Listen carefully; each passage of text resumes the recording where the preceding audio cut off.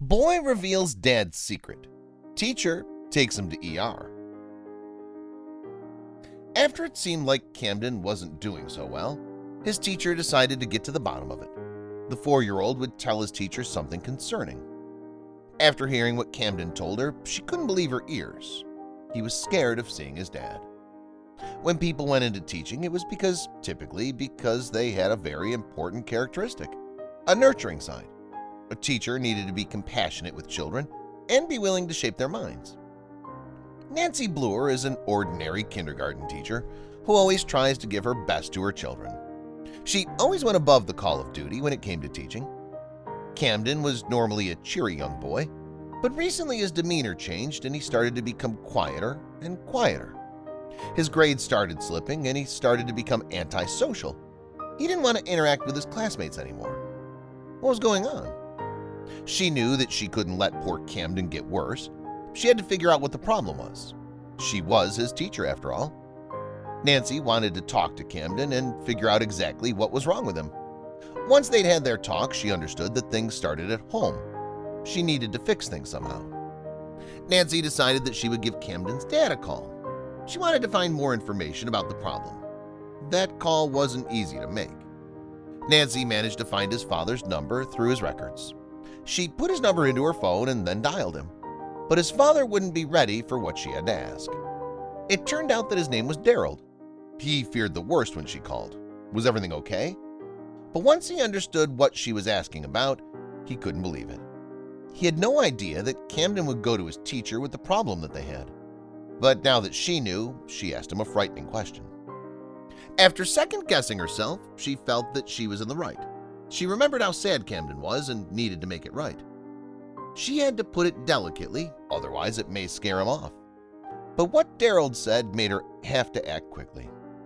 The problem that Camden had at home was like nothing Nancy had ever encountered as a teacher. Camden told Nancy that men in uniforms frequently came to talk to his father. Camden just didn't want his father to go away. Nancy needed to act quickly to think of something. But what could she really do anyway? Nancy didn't want to have to get involved in Camden's personal life. She felt it wasn't her right. But with all her experience helping children over the years, she had to try and help Camden. She knew scenarios like this can get worse over time. Camden was very upset when he told Nancy what was wrong. He was too young to understand why things were happening to his dad. In Camden's eyes, Nancy was the world. He felt like the only person capable of helping him would be her.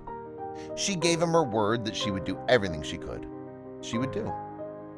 Even if it meant her taking the fall. The first thing Nancy had to do was decide. Nancy had a hunch, but she had to be absolutely sure going forward. It was one of the hardest decisions she ever had to make. She was determined to give Camden the life he so deserved, but nobody could ever have expected that she would go this far, least of all Camden's father. As soon as school was out, Nancy rushed to the nearest hospital to fill out the required paperwork. Then she made an appointment for physiological counseling. It was required that she was sure of her mental state going forward. She knew that what she was about to embark on wouldn't be easy. After a string of tests, Nancy finally got her results. Her physiological evaluation looked good. Her mind was sound enough to do what she needed to do, and her body was strong enough to handle what was coming her way. The test proved that Nancy was not only willing to help Camden, but that she was the only one who could. It turned out that Camden's dad, Daryl Peterson, wasn't doing so well health-wise. In fact, Daryl's future looked pretty bleak. He was having serious problems with the functioning of his kidneys. They were only operating at 20% of their capacity. During the dialysis treatment he was getting, he looked so sick that Camden was distraught by the reality of it. That's when Nancy decided to do something amazing. This is where the story begins to get interesting. You would think teacher Nancy would offer to babysit and take care of Camden when Daryl couldn't. Not only did she feel bad for Daryl, but she was worried about how Camden would be affected.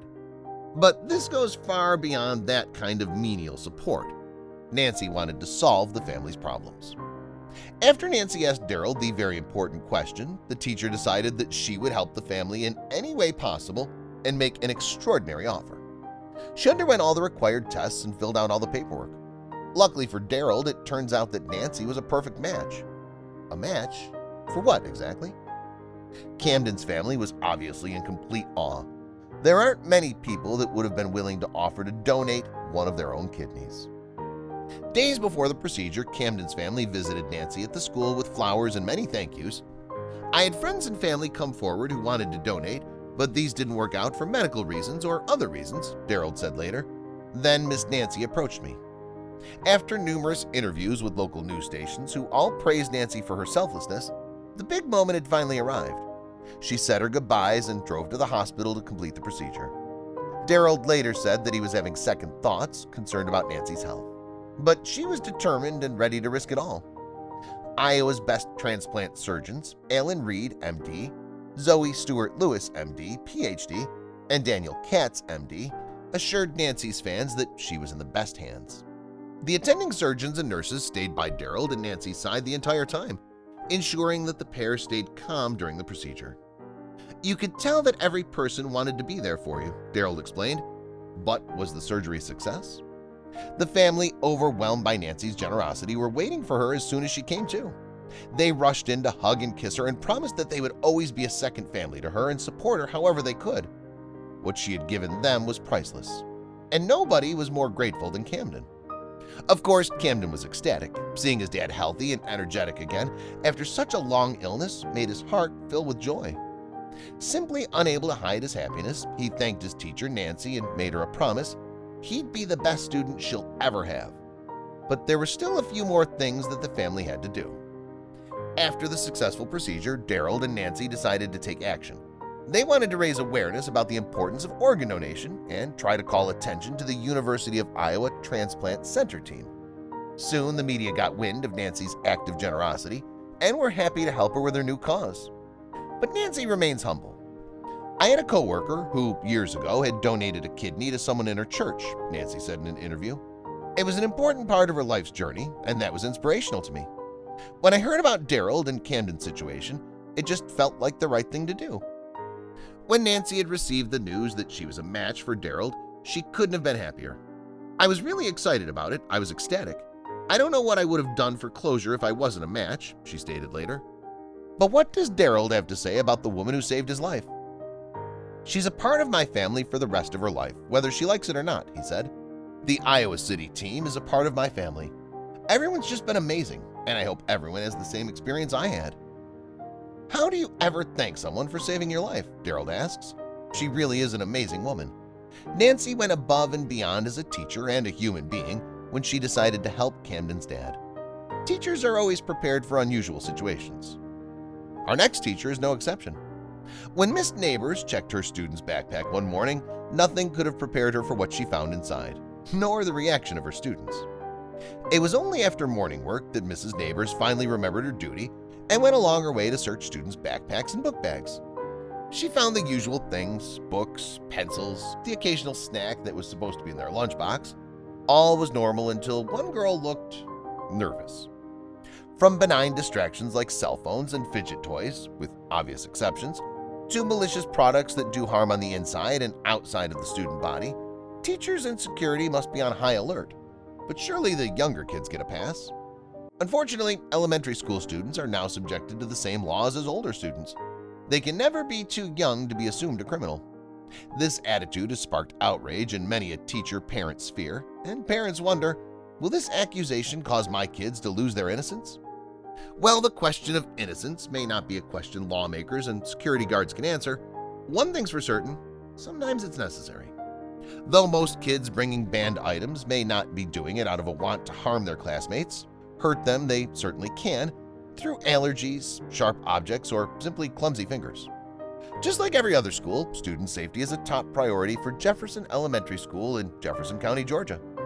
As a result, students of all grades get their bags checked by their teachers after the morning announcements. Most teachers don't expect to find more than a gaming system, but today was different for Mrs. Neighbors. Mrs. Bobby Neighbors teaches second grade at Jefferson Elementary School.